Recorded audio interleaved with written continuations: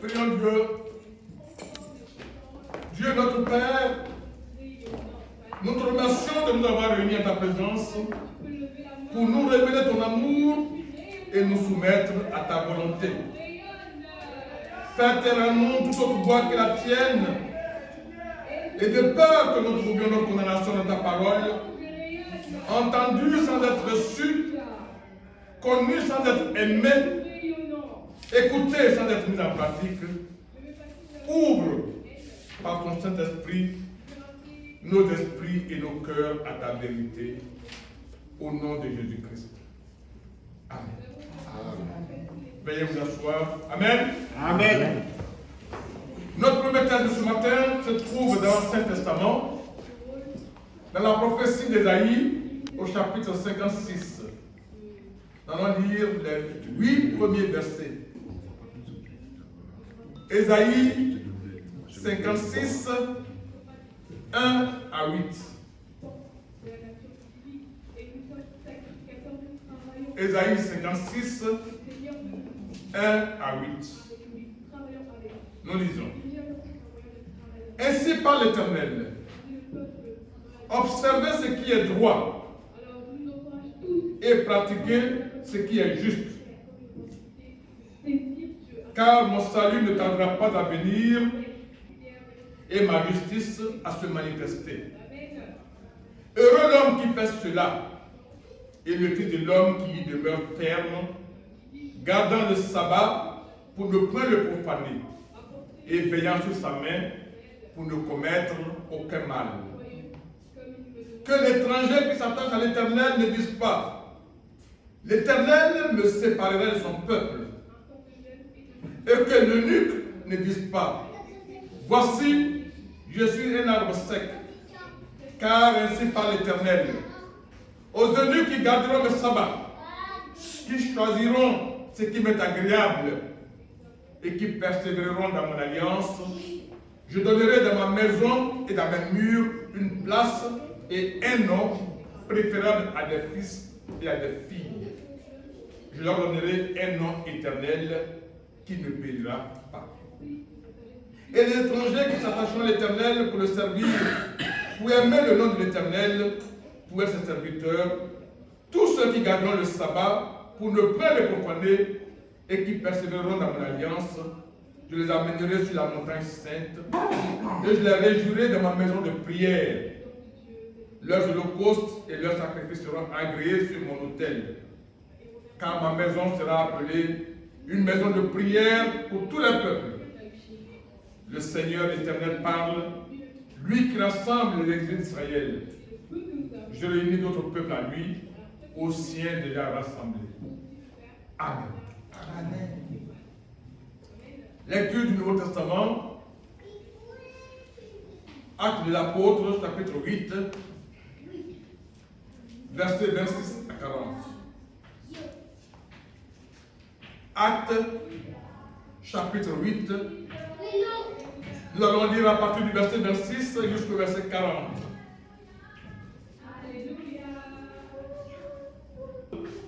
Nous lisons. Un ange du Seigneur, s'adressant à Philippe, lui dit: lève-toi et va du côté du midi sur le chemin qui est désert. Il se se leva et partit. Et voici un Éthiopien, un eunuque, ministre de Candace, reine d'Éthiopie, et surintendant de tous ses trésors, venu à Jérusalem pour adorer, s'en retournait assis sur son char et lisait le prophète Ésaïe. L'esprit dit à Philippe, avance et approche-toi de ce char. Philippe accourut et entendit l'Éthiopien qui lisait le prophète Ésaïe. Il lui dit, comprends-tu ce que tu lis? Il répondit, comment le pourrais-je si quelqu'un ne me guide? Et il invita Philippe à monter et à s'asseoir avec lui. Le passage d'écriture qu'il lisait était celui-ci. Il a été mené comme une brebis à la boucherie et comme un agneau muet devant celui qui le tombe. Il n'a pas ouvert la bouche. Dans son humiliation, son jugement a été levé et sa postérité, qui la dépeindra? Car sa vie a été retranchée de la terre. L'eunuque dit à Philippe, je te prie, de qui le prophète parle-t-il ainsi? Est-ce de lui-même ou de quelqu'un d'autre? Alors, Philippe ouvre la bouche et commençant par ce passage, lui annonça la bonne nouvelle de Jésus. Comme ils continuaient leur chemin, ils rencontrèrent de l'eau. Et l'eunuque dit, voici de l'eau. Qu'est-ce qui empêche que je sois baptisé? Philippe dit, si tu crois de tout ton cœur, cela est possible. L'eunuque répondit, je crois que Jésus-Christ est le Fils de Dieu. Il fit arrêter le char. Philippe et l'eunuque descendirent tous deux dans l'eau et Philippe baptisa l'eunuque. Quand ils furent sortis de l'eau, l'Esprit du Seigneur enleva Philippe et l'eunuque ne le vit plus. Tandis que, joyeux, il poursuivait sa route. Philippe se trouva dans Azote, d'où il alla jusqu'à Césarée, en évangélisant toutes les villes par lesquelles il passait. Amen. Amen. Notre Créateur,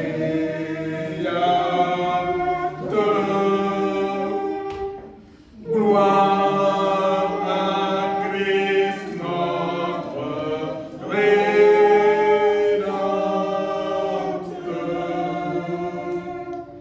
gloire à l'Esprit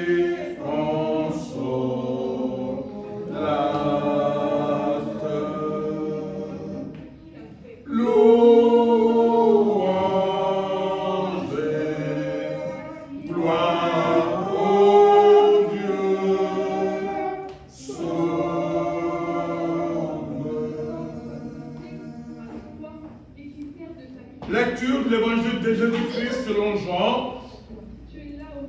Jean chapitre 1. Nous allons lire les versets 29 à 31, puis les versets 35 à 42. Jean 1, 29 à 31, puis 35 à 42. Voilà ce qui est écrit. Le lendemain, il vit Jésus venant à lui et il dit, voici l'agneau de Dieu qui ôte le péché du monde.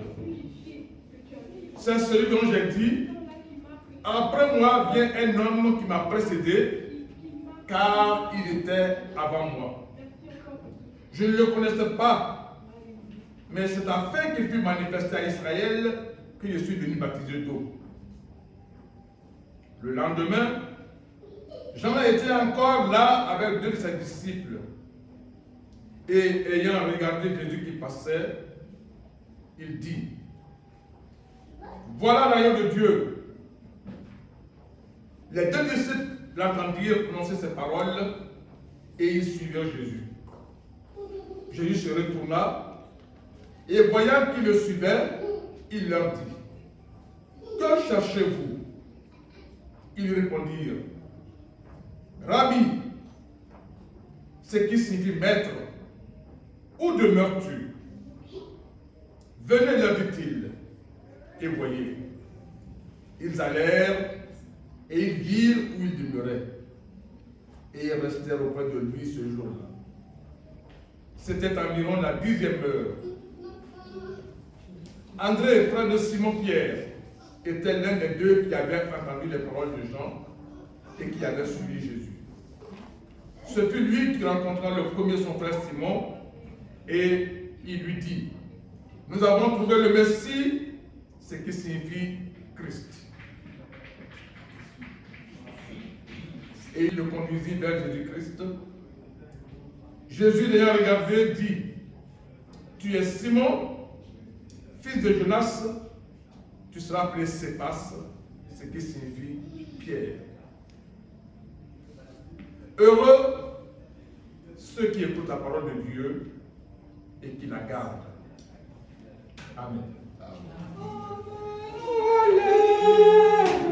Alléluia.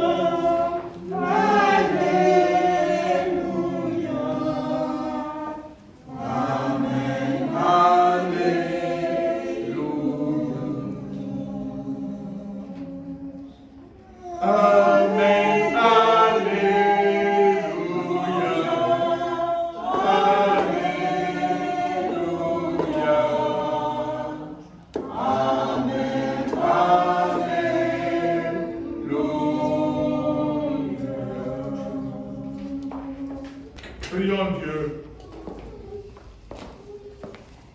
Enseigne-moi, Seigneur, enseigne-moi. Garde mon faible cœur, enseigne-moi.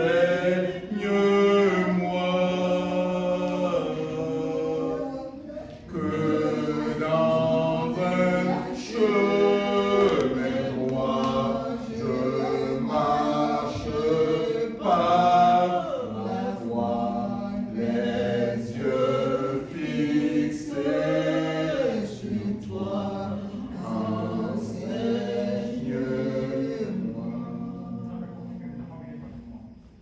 Que dans un chemin droit, je marche par la foi, les yeux fixés sur toi, Seigneur.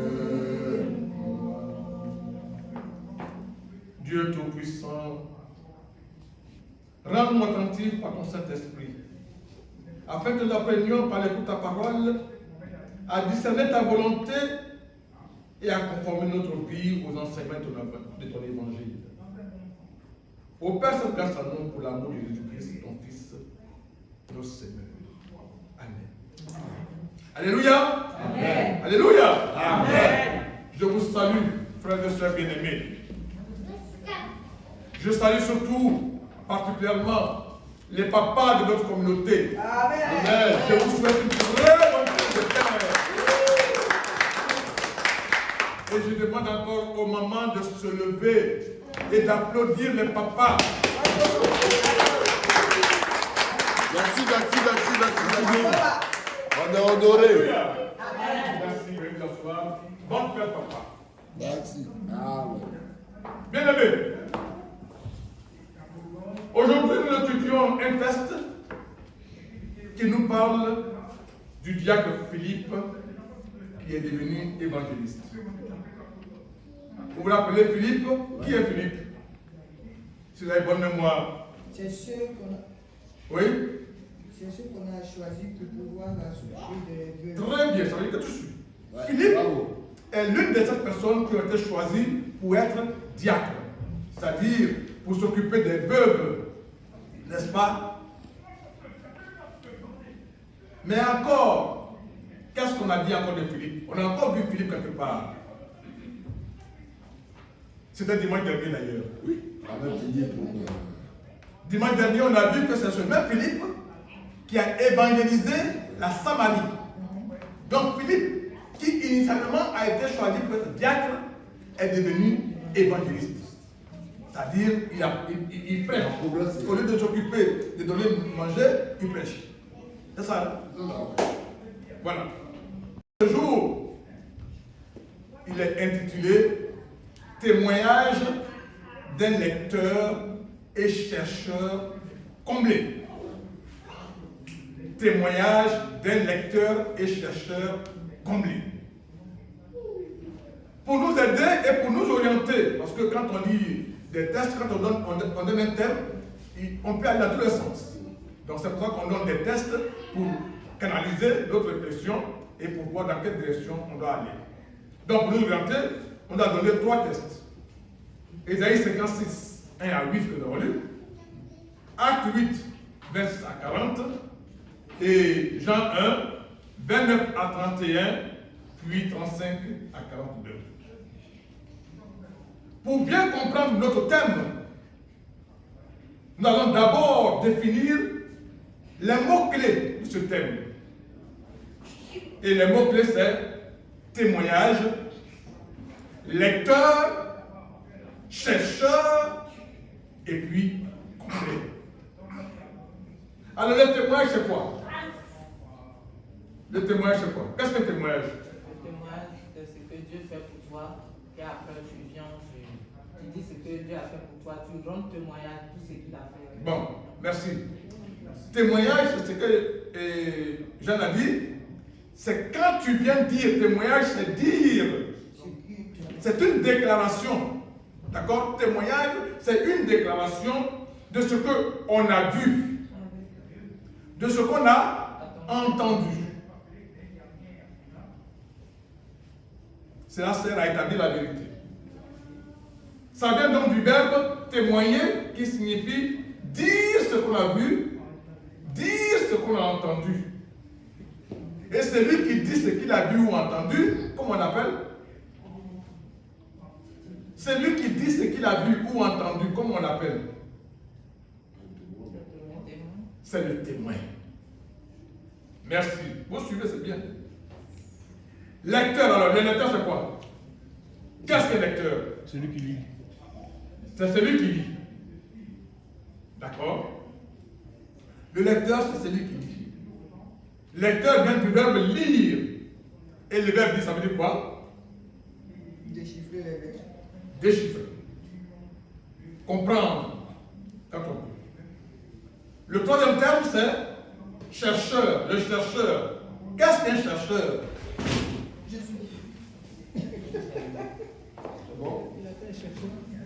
Qu'est-ce qu'un chercheur?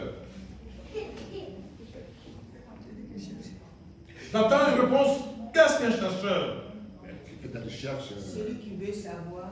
Celui qui veut savoir. Oui. Qui est curieux et qui veut trouver quelque chose. Qui veut trouver. Chercher, trouver. Chercher. Et trouver. Chercheur vient du verbe chercher. Et le verbe chercher signifie découvrir. Faites des efforts pour découvrir. Faites des efforts pour découvrir, pour trouver ce qui est caché. Voilà. Bon, combler, là, il y a tellement de définitions. Il faut seulement retenir que combler, dans notre sens ici, ça veut dire rempli de joie, ça veut dire être heureux. D'accord? Je vous ai dit que le terme, c'est témoignage d'un lecteur, chercheur, comblé. Donc, au vu des définitions qu'on vient de donner, on peut définir notre terme comme si déclaration de quelqu'un heureux d'avoir découvert le sens d'un écrit. Ou alors simplement, pour coller à notre texte, le bonheur de quelqu'un qui comprend le sens de ce qu'il lit. Le bonheur de quelqu'un qui comprend le sens de ce qu'il lit, de ce qu'il a dans ses mains. Bien aimé, on va faire dans ce qui est court. Donc, pour développer notre thème, on va retourner à l'école en seconde. Et on va faire ce qu'on appelle une analyse composée, un commentaire composé, une analyse de test. D'accord? Donc, c'est ce qu'on va faire aujourd'hui. Parce que ce test, malheureusement, tous les 3 tests sont très importants et malheureusement, on a maximum 20-25 minutes pour pas aller au-delà pour prêcher. Sinon, aujourd'hui, on a pas sorti ici. Dans le test. Donc, je vais seulement sortir les enseignements, les leçons qu'on peut tirer de ces tests. Voilà. Donc, le premier enseignement que ce test, notre test de méditation, le test donc des actes 8 nous donne, c'est la disponibilité et l'obéissance que doivent montrer les serviteurs de Dieu. Un serviteur de Dieu doit être disponible et obéissant. En effet, nous lisons au verset 26 et 27. Un ange du Seigneur s'adressant à Philippe lui dit: lève-toi et va du côté du midi sur le chemin qui descend de Jérusalem à Gaza, celui qui est désert. Il se leva et partit. Philippe, on a vu, était au centre de l'attention de toute la ville de Samarie. N'est-ce pas? Et Philippe, aujourd'hui, Dieu lui dit: laisse ce que tu es en train de faire, va dans le désert. Sur un chemin, on précise, sur un chemin qui est désert. C'est un chemin que personne ne prend. Et on lui dit: va là-bas. En plein midi. Et l'ordre donné à Philippe est incompréhensible. Pourquoi Dieu peut lui dire: va dans le désert, sur une route qui est déserte, une route où il n'y a personne? Qu'est-ce qu'il va aller faire? Mais il est obéissant. Parce qu'il se rendait compte que le message doit être certainement important, puisque c'est un ange qui est venu dire. Vous voyez? C'est un ange qui est venu dire: va. L'ange ne donne aucune explication et Philippe ne lui en demande pas. Philippe obéit simplement. Alors déjà, il faut donc noter que les œuvres de Dieu peuvent parfois nous surprendre. Nous pouvons ne pas comprendre son plan au début, mais nous devons savoir que les résultats montrent toujours que les voies de Dieu sont justes. C'est pourquoi un homme de Dieu, un prédicateur, un évangéliste ne doit pas regarder aux circonstances. Il ne doit pas non plus regarder au nombre de personnes. C'est pour ça que je suis heureux que même si nous sommes 5 ou 10, je fais tous les jours les mêmes efforts pour faire des recherches que quand nous étions 100.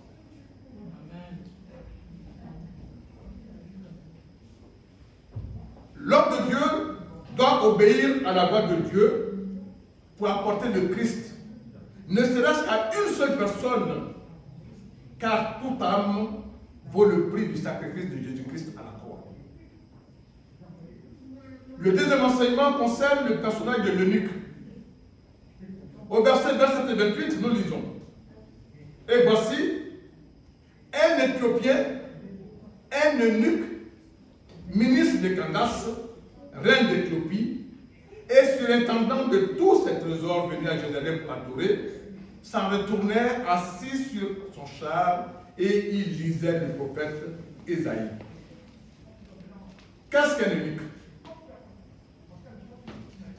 Quelqu'un peut me répondre? Qu'est-ce qu'un eunuque? Eunuque. Oui, mais un eunuque, c'est celui qui a l'autorité de garder des femmes, des rois ou des messieurs. Et qui sont, Tu connais. qui sont cassés. Mais Et ils sont c'est qui le caractérise? Ils sont quoi? cassés. Ils sont castrés. Comment on écrit castré? C-A. Non, c'est H. C-H-A-S. Voilà. Je t'appelle la question parce que moi, ce mot-là, il m'embête. Je l'ai écrit, mais j'ai des problèmes avec sa prononciation. Parce qu'on écrit chastré et puis on prononce castré. Et les gens, parfois, on dit non, tu ne vas pas prononcer. C'est pour ça que, pour ne pas qu'on me dise, ah, tu ne connais pas, j'ai d'abord voulu que vous m'aidez. Et moi, bien aidé. Merci beaucoup. Donc c'est quelqu'un qui est castré, c'est-à-dire qu'on lui a enlevé les testicules. On l'a émasculé en bon français. Donc quelqu'un qui ne peut plus être attiré par les femmes. Vous comprenez? C'est pour ça que son rôle est de garder les femmes dans les harems. D'accord? Bien. Le fait d'être unique, lui est lui interdisait aussi, au temps de la loi, l'accès à l'église, du moins à l'intérieur des temples. Et ça, c'est une loi de Dieu. Celui dont les testicules ont été écrasés ou l'urètre coupé n'entrera point dans l'assemblée de l'Éternel. Deutéronome 23, le verset 1. D'accord? Mais Dieu, dans sa grâce, avait donné, selon le premier texte que nous avons lu, le texte d'Ésaïe, aux étrangers et aux eunuques qui gardent ces sabbats et qui tiennent ferme l'alliance, la merveilleuse promesse d'avoir une place dans sa maison. Sur tes promesses, Dieu d'amour, en paix se repose les tiens, en ta puissance et leur secours, ta grâce et leur constance soutien. Que l'étranger qui s'attache à l'Éternel ne dise pas, l'Éternel le séparera de son peuple. Et que l'eunuque ne dise pas, voici, je suis un arbre sec, c'est-à-dire incapable de produire un enfant. Car ainsi par l'Éternel, aux eunuques qui garderont mes sabbats, qui choisiront ce qui m'est agréable et qui persévéreront dans mon alliance, je donnerai dans ma maison et dans mes murs une place et un nom préférable à des fils et à des filles. Je leur donnerai un nom éternel qui ne périra pas. Ésaïe 56, les versets 3 à 5. On voit donc bien que cette promesse de Dieu s'est accomplie à l'égard de cet étranger. N'est-ce pas? Car c'est par une grâce particulière de Dieu qu'il a eu en sa possession la prophétie d'Ésaïe. Et Ésaïe, on l'appelle aussi l'évangéliste de l'Ancien Testament. Parce que c'est lui qui parle beaucoup de Jésus parmi les prophètes. Et en plus, cette grâce particulière l'a conduit à lire une des sections de ce livre, la section qui parle particulièrement de Jésus-Christ au moment où Philippe se rapprochait. Il faut aussi se rappeler que cet eunuque était éthiopien, c'est-à-dire il est noir. Donc il n'est pas juif. S'il n'est pas juif, c'est-à-dire qu'il est païen. N'est-ce pas? Les juifs appellent païen tous ceux qui ne sont pas juifs. Ça arrive avec le païen, c'est celui qui croit en Dieu. Païen croire en Dieu, c'est une extension. Sinon, le sens premier de païen, c'est tous ceux qui ne sont pas juifs qui sont païens. Mais voilà un païen qui est venu probablement, qui vient probablement d'accepter le judaïsme, c'est-à-dire un païen qui s'est converti au judaïsme. Si on s'en réfère à ce que nous avons dit le texte, le fait qu'il a fait un long voyage de l'Éthiopie en Israël pour adorer à Jérusalem, et maintenant il était sur le chemin du retour. On ne l'a pas dit ici, mais on comprend que ce qu'il est venu chercher à Jérusalem, il ne l'a pas eu. Il s'est converti au judaïsme, mais le judaïsme lui a interdit d'entrer dans le temple. N'est-ce pas, d'après Deutéronome 23, 1 que je vous ai lu. D'accord? Dieu n'a pas pu avoir accès au temple. Donc il s'en va déçu. Mais en temps, il y a une grâce quand même particulière, c'est qu'en Israël, il a pu acheter, il a pu acquérir un rouleau de la prophétie d'Ésaïe. D'accord? Donc, ça au moins, il a eu. Et il a commencé à lire Ésaïe. Donc, le texte nous dit qu'il était en train de lire la prophétie d'Ésaïe. Et il était arrivé au chapitre 53 quand il a rencontré Philippe. Donc ça veut dire qu'il lisait, comme on dit en roman, mais enfin il lisait. Voilà. Cet homme qui aimait profondément Dieu et le cherchait de tout son cœur, Dieu va lui montrer que quand on le cherche, il se laisse trouver. Voilà. Quand tu cherches Dieu, Dieu se laisse trouver. Bien aimé, je vous fais observer que Philippe ne rencontre l'eunuque.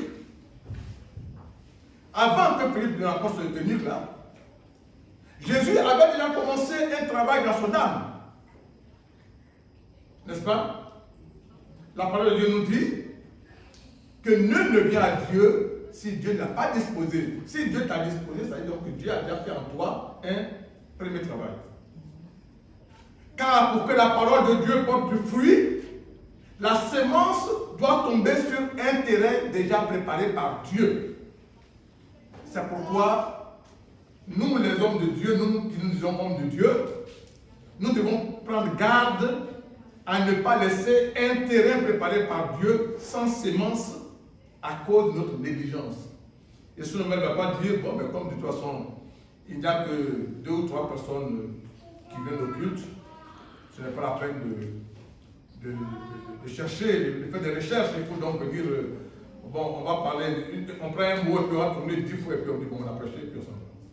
Je ne ferai jamais ça. Parce que quand je remarqué que depuis ce moment, les prédications sont un peu longues, c'est parce que je me rends compte que plus je fais des recherches, plus je découvre des choses et plus je veux les partager avec vous. Amen. Amen. Le verset 29 nous donne un autre enseignement. Nous y disons, l'Esprit dit à Philippe, avance et approche-toi de ce char. Vous avez remarqué quelque chose? Au verset 26, c'est un ange que Dieu a envoyé pour dire à Philippe, va. Et là, au verset 29, c'est l'Esprit qui dit à Philippe. En temps normal, je voudrais passer dessus. Mais comme je veux vous faire partager ce que j'ai découvert, je vois, est-ce que vous voyez la différence qu'il y a entre un ange et l'Esprit? Quelqu'un peut m'expliquer? L'ange, Oui. on va dire que c'est un envoyé, à mon sens, et l'Esprit c'est Dieu. Ah, ma fille. Bon, je te dois 20 €. L'Esprit est descendu. J'ai pas ça sur moi, mais je te dois 20 €. Bravo. Non, c'est exactement ce que je voulais dire, mais elle a en plus mieux dit que moi. Oui, c'est vrai. Il y a une grande différence entre un même du Seigneur et le Saint-Esprit. Hébreux 1, 13 et 14 nous explique le rôle des anges. C'est ce que votre soeur a dit. Et aucun des anges a-t-il jamais dit, assieds-toi à ma droite jusqu'à ce que je fasse de tes ennemis ton marchepied. Ne sont-ils pas tous des esprits? Les anges sont des esprits au service. Ne sont-ils pas tous des esprits au service de Dieu, envoyés pour exercer un ministère en faveur de ceux qui doivent hériter du salut? Vous voyez? Ce texte dit clairement, c'est Hébreux 1, 13 et 14. Ce texte dit clairement que les anges sont des esprits au service de Dieu en faveur des enfants de Dieu que vous êtes. Quand vous avez un souci, vous criez, papa, envoie-moi ton ange pour qu'il aille faire ceci pour moi. Voilà. Par contre, notre sœur l'a dit, le Saint-Esprit c'est qui? Le Saint-Esprit c'est Dieu. Le Saint-Esprit c'est une des formes avec laquelle Dieu s'est révélé à nous. Le Saint-Esprit c'est Dieu qui habite parmi les hommes. Le Saint-Esprit, c'est Dieu qui habite dans le cœur des hommes. N'est-ce pas? Vous avez noté que l'Esprit parle à Philippe, mais pas directement à l'intendant. Parce que comme Dieu a confié l'annonce de la parole à des prédicateurs, il veut que ce soit les prédicateurs qui jouent ce rôle. C'est quand tu as entendu la parole, que tu as accepté Jésus-Christ, que maintenant Dieu peut te parler à toi directement, parce que ses envoyés ont déjà fait leur part de travail. Par ailleurs, on sait que l'eunuque est noir et que Philippe est juif. Ça aussi, ça vous dit quelque chose? L'eunuque est un païen et Philippe est un juif. En plus, un juif n'a pas d'instruction. Les juifs sont très attachés à la pureté. N'est-ce pas? Les juifs ne se mêlent pas à ceux qui ne sont pas juifs. Pour eux, un juif qui s'approche d'un noir, il devient impur. Un juif qui s'approche, qui mange avec un non-juif, il est impur. N'est-ce pas? Donc, c'est des éléments qui ne devaient même pas permettre ce contact. Un juif noir. Hein? C'est un juif noir. Oui, maintenant, il était juif noir, mais lui, il ne savait pas comment il le rencontrait. Voilà. Or, pour un juif de naissance comme Philippe, il y avait une difficulté insurmontable à s'approcher d'un païen, d'un noir, fut-il dans une position très élevée, et de surcroît, de monter et s'asseoir à côté de lui. Mais c'est justement ce que l'Esprit lui a demandé de faire. Avance et approche-toi de ce char. Et Philippe, là encore, a obéi. Obéissance. Les versets 30 et 31 nous donnent encore un autre enseignement important. Nous y lisons. Philippe accourut et entendit l'Éthiopien qui lisait le prophète Ésaïe. Il lui dit, comprends-tu ce que tu lis? Est-ce que vous comprenez ce que vous lisez? Il répondit, comment le pourrais-je s'il n'y a pas déjà comme M. Nomel pour nous guider? N'est-ce pas? Donc comment le pourrais-je si quelqu'un ne me guide? Et il invita Philippe à monter et à s'asseoir avec lui. Bien aimé, Dieu a déjà agi dans le cœur de l'intendant, de sorte qu'il apprécie la parole de Dieu et la croit. Mais il ne la comprenait pas. Malgré cela, il lisait tranquillement dans le livre, sans maître pour l'enseigner et sans aide. Et Dieu qui connaît son cœur, Dieu qui connaît sa soif de comprendre, va y pourvoir en envoyant Philippe. Et Philippe lui demande, est-ce que tu comprends ce que tu lis? Il est important de revenir sur ce point. Je vous ai dit tout à l'heure que Philippe était un homme simple. Je ne peux pas dire paysan, mais en tout cas, ce n'est pas non plus un grand intellectuel. Seulement, c'est des gens, d'ailleurs, il a choisi pour partager le pain tous les jours dans l'église. En plus, il était seul. Or, l'autre, on dit que c'est un dignitaire, n'est-ce pas? Et il est dans un char. Ça veut dire qu'il n'était pas seul. Lui, il est seul dans son char. Mais il va avoir certainement un convoi où il y a beaucoup de gens avec lui. N'est-ce pas? Voilà. Et pourtant, Philippe s'approche de lui. Et Philippe lui demande s'il comprend ce qu'il dit.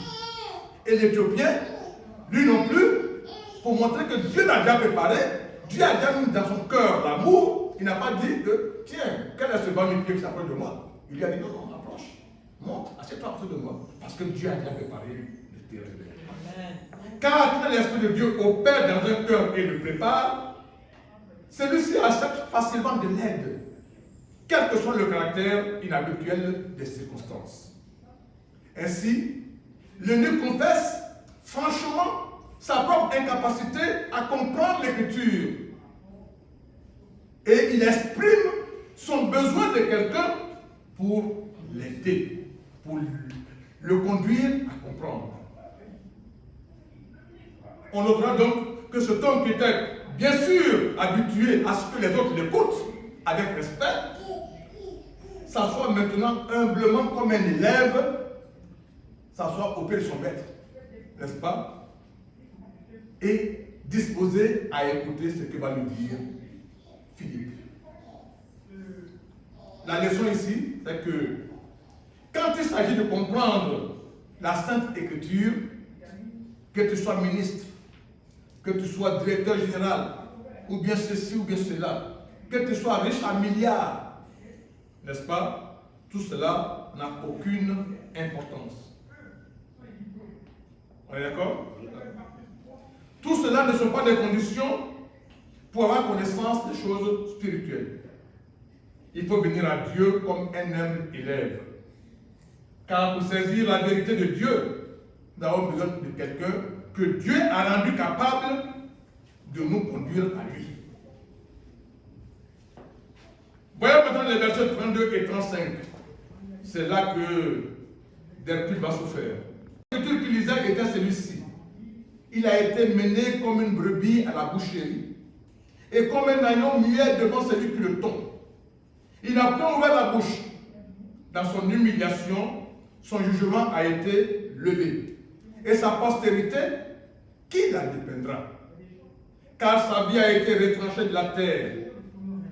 L'eunuque dit à Philippe, je te prie, de qui le prophète parle-t-il ainsi? Est-ce de lui-même ou de quelqu'un d'autre? Alors Philippe ouvrit la bouche et commençant par ce passage, lui annonça la bonne nouvelle de Jésus. Bien-aimés, les versets 32 et 33 de Actes 8 correspondent aux versets 7 et 8 d'Ésaïe 53. On voit bien que Dieu a tout arrangé et tout disposé. Non seulement il a envoyé à cet homme son serviteur efficace, mais le texte qu'il était en train de lire offrait à Philippe un point de départ bien approprié pour annoncer le Seigneur Jésus. Qui était celui dont il s'agit? Philippe ouvrit la bouche et commençant par cette écriture, lui annonça l'évangile de Jésus-Christ. Philippe a pris ces deux versets, mais on sent que ces versets n'ont été que les points de départ. Il a donc dû forcément aller au-delà, parce que la vie de Jésus, ça ne se résume pas à deux versets. Et je vous ai déjà dit qu'Ésaïe était l'évangéliste de l'Ancien Testament.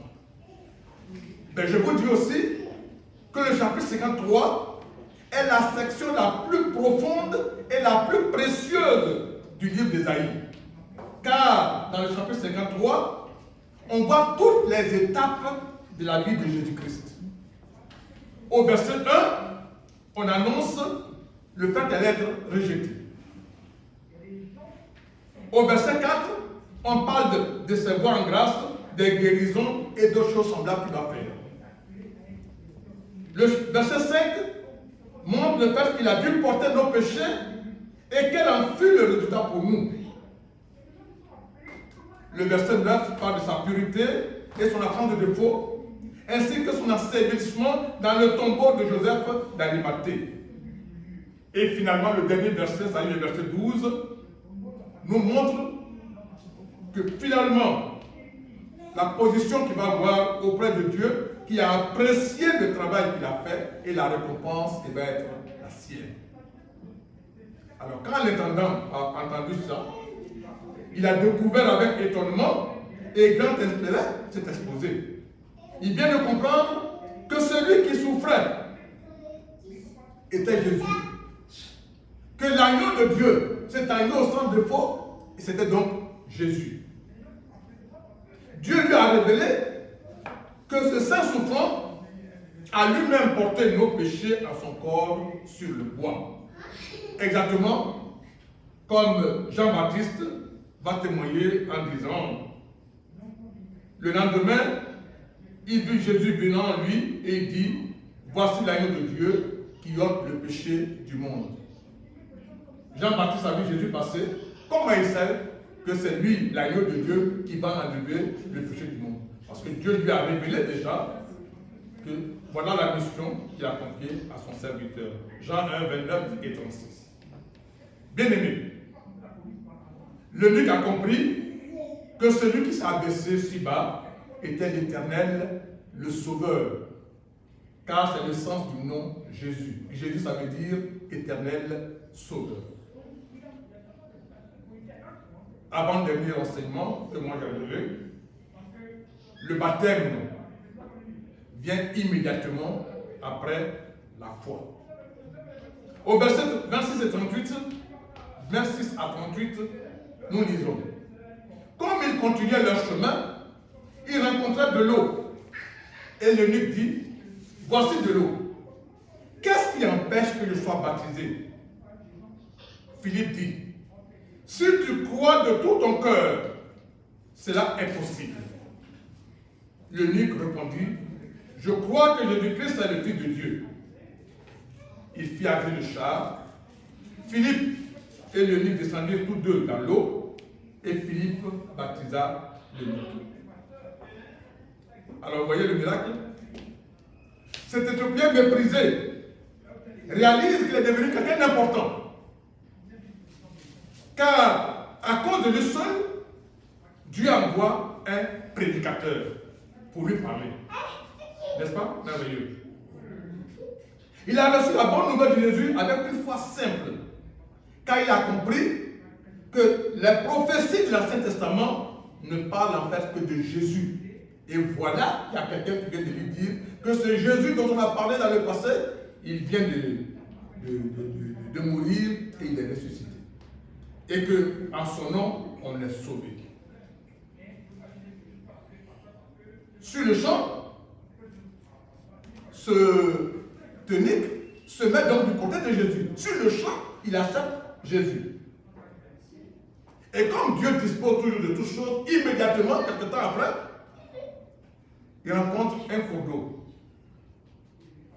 Ça veut donc dire qu'on n'a pas dans le test, mais on suppose que le gars connaît déjà le sens du baptême. N'est-ce pas? Puis c'est lui-même qui a demandé à être baptisé. Car Dieu a fait qu'il se trouve aussitôt près d'un courant d'eau. Alors l'Éthiopien veut savoir s'il y a quelque chose qui pourrait empêcher qu'il soit baptisé immédiatement. Suite à la réponse que lui donne Philippe au verset 37, cette réponse va être reprise par Paul dans Romains 10, les versets 9 et 10. Si tu confesses de ta bouche le Seigneur Jésus, et si tu crois dans ton cœur que Dieu l'a ressuscité des morts, tu seras sauvé. Car c'est en croyant du cœur qu'on parvient à la justice, et c'est en confessant de la bouche qu'on parvient au salut. Romains 10, 9 et 10. L'Éthiopien confesse qu'il croit que Jésus est le Fils de Dieu, ce qui est une révélation. Sur ce, il descend dans l'eau et Philippe le baptise. Donc, on voit bien, on n'a pas besoin de faire des formations avant d'être baptisé. Ça, c'est le principe. Le principe chrétien, c'est que dès l'instant où tu dis je reconnais Jésus-Christ comme Seigneur et Sauveur, immédiatement on doit même te baptiser. Maintenant, dans l'église méthodiste, comme c'est une institution, ils ont mis en place des règles, donc ce n'est pas de ça qu'il est question. Mais le principe biblique, c'est que quand tu crois en Jésus-Christ, automatiquement, on te baptise. C'est ce que Jésus a dit dans Matthieu 28 et 29. C'est ce qu'il a dit dans Marc 16, les versets 13, 14 et 15, etc. Donc, on n'a pas besoin d'avoir un grand niveau de connaissance biblique avant d'être baptisé. Les deux seules conditions qu'il faut, c'est la foi et l'eau. Voilà les deux conditions. Bien aimé, un dernier enseignement. La joie de l'intendant et la confiance en Dieu seul. Quand il fut sorti de l'eau, l'Esprit du Seigneur enleva Philippe et l'eunuque ne le vit plus, tandis que joyeux, il poursuivait sa route. Philippe vient de baptiser l'Éthiopien. Immédiatement, l'Esprit l'enlève. L'Éthiopien ne le voit plus.